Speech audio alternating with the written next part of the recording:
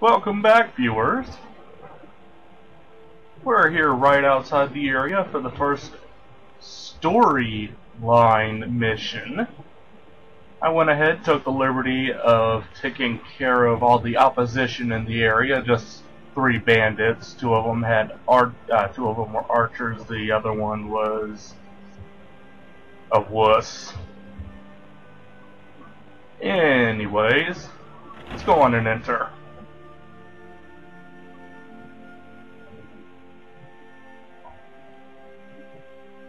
My goal for this mission, or not this mission, my goal for this recording set, is to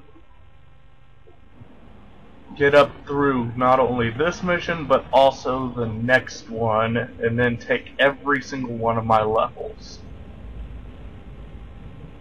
Bunch of dead peoples.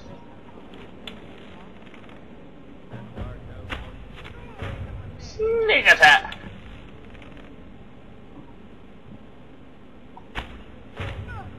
Double sneak attack.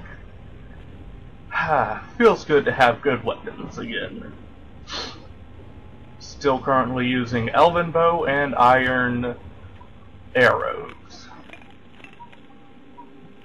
I went ahead and took the liberty of picking all the locks over in the Thieves Guild, along with hawking a couple more of my inventory, and I am currently using the Thieves Guild armor.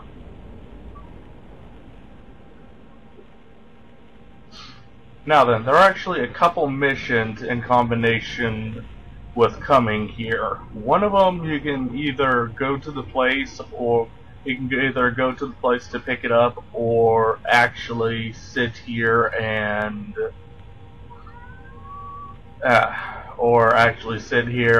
just go without picking up the mission. I have picked up the mission already. Retrieve the Golden Claw. That mission, it goes in combination with this one. To get it, it's a person in Riverwood that you need to talk to in order to get the mission.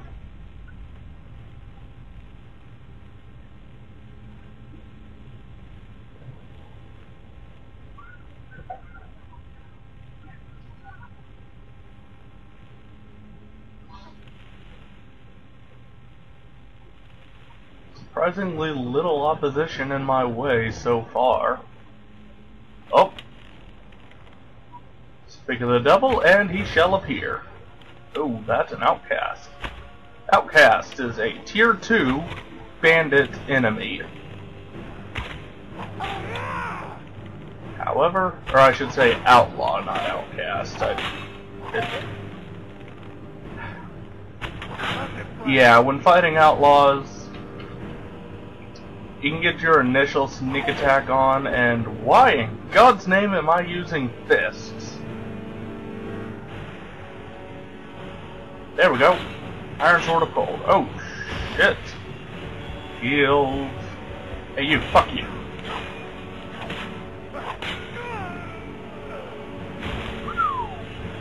Plus 1. Yeah, the Iron Sword of Cold that I have here, along with the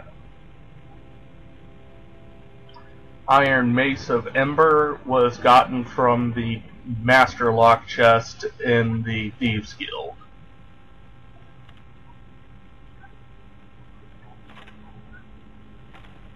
So, when y'all get curious as to where I got them, there you go. Eventually I'm just going to take them back over to Dragon's Reach and disenchant them. That way I can enchant weapons with fire and ice later on. Now then, you could have actually just waited a couple seconds and he would have walked forwards and activated this trap. But I wanted the experience. So, snake, snake, fish. Gotcha.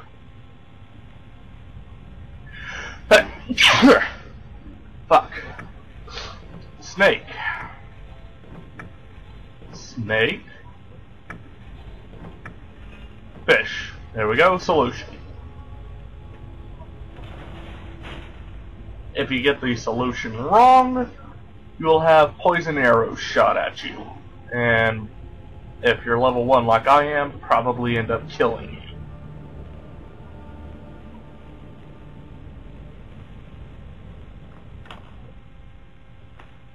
Get money. Yeah, you're just... Oh, you're a lesser soul gem. I was about to say, am I seeing that correctly as it's saying it is a grand soul gem? Oh! Hi, Skeever.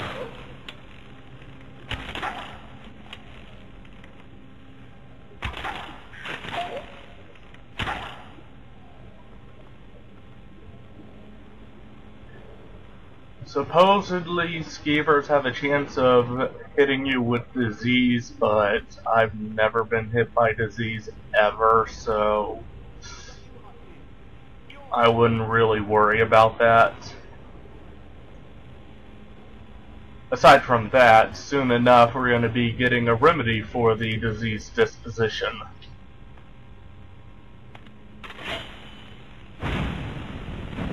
Now then. Say hello to our first boss, or what could be considered a boss anyways. It is just a gigantimous spider, which you can easily just pull out a bow, immediately back out of the doorway, and basically do this. It'll just kind of derpy its way around the place. If you get it into a spot like I just did, where it's inside the door and just barely close enough to still try and attack you, that would do wonders, because if it's a far way away from you, it'll start spitting poison at you, which all in all, its poison attack is fairly weak, but it's still kind of annoying to deal with poison attacks.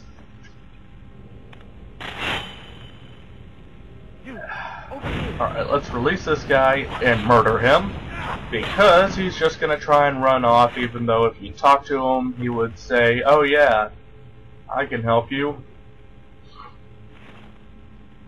Keep your armor though, asshole. Oh, folks, here we go. Anything of use in here? Nope, okay.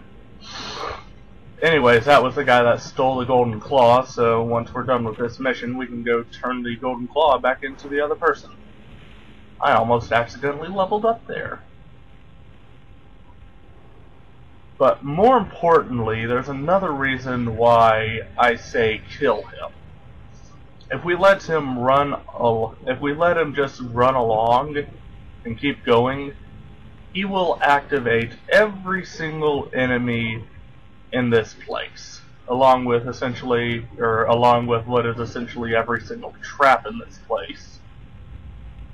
The enemies in this place are these guys. When they're asleep, they are very easy to get sneak attacks on. And when I say when they're asleep, I mean when they're laying down doing nothing, like this one is right here, in which you can just sit here, nail him with an arrow, or if you've got a good sneak stat, nail him with get right up on his ass and nail him with a times 15 damage dagger.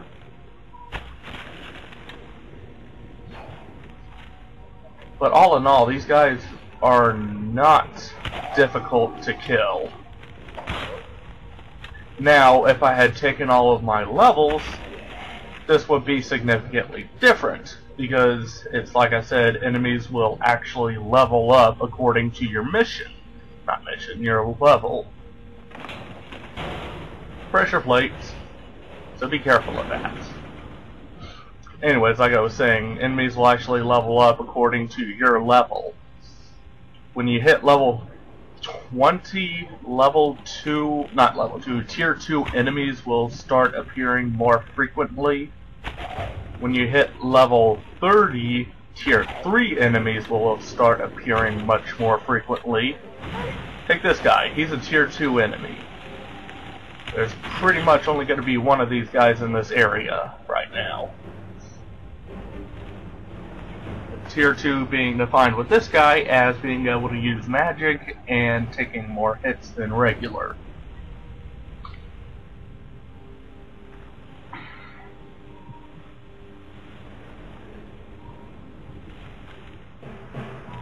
Oh! Hi there. Didn't see you there, bro. First I say, sis. Wow, they're just coming out of the woodworks today. Now I know using the bow and arrow to kill these guys in close range is about 20% next to useless. But all in all, the main problem is I want to get more experience. That guy just killed himself. I want to get more experience for everything. Notice how my archery is at level 50. Not 50, level 40. This is because I've been using almost exclusively archery-based attacks in order to get that skill set up. I want to get my archery to at least level 50, that way I can get a specific archery perk.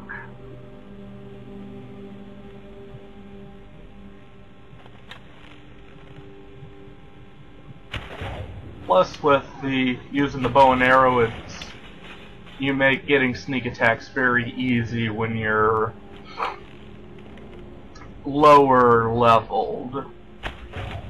And me defining lower leveled as in having not taken any level ups or having not put any perks into anything. So with my sneak stat, even though it's at level 30, not 30, level 60, and I can do some pretty decent sneaking, even when I walk up on, say, these guys when they're just laying down in the crypts doing nothing, there's still a high possibility that they will see me. So, to remedy this, for a good portion of the first 2 missions, I'm going to be exclusively using the bow and arrow.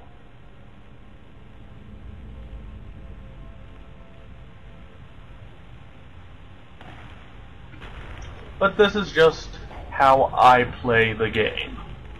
You guys can play it any way you want, and I hate it when my freaking arrows do that. Look at that, look at that. For some ungodly reason, there is some random force pulling the arrow down right as I launch it. That is one of the unfortunate glitches of having to use the bow and arrow for quite a lot of stuff, because occasionally the mountain will say nay, or out of no apparent reason the bow and arrow will, or the arrow will just kind of take a sudden downturn, like there's a magnet in the ground, a very, very, very, very, very, very, very, very, very strong magnet.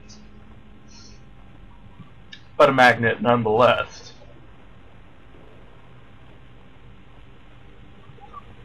Now, of course, I know what some of y'all are thinking. This takes for fucking ever. Why do you have to stealth everywhere?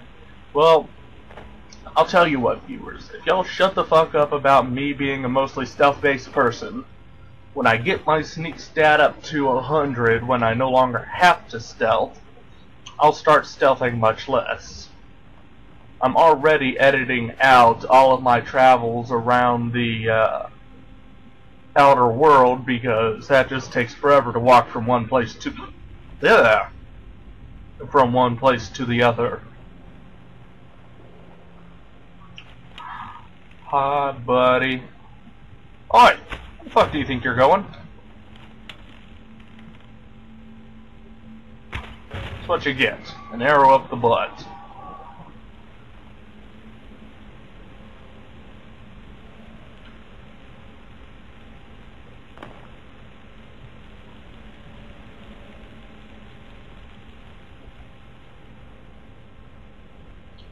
Remember the golden rule of adventure games, viewers.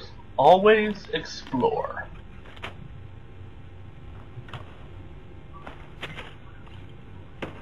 There we go.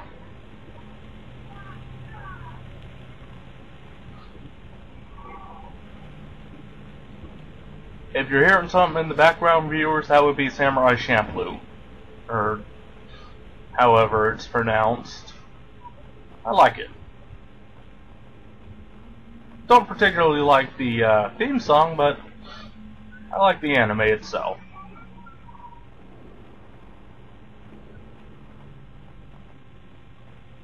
Nose itches.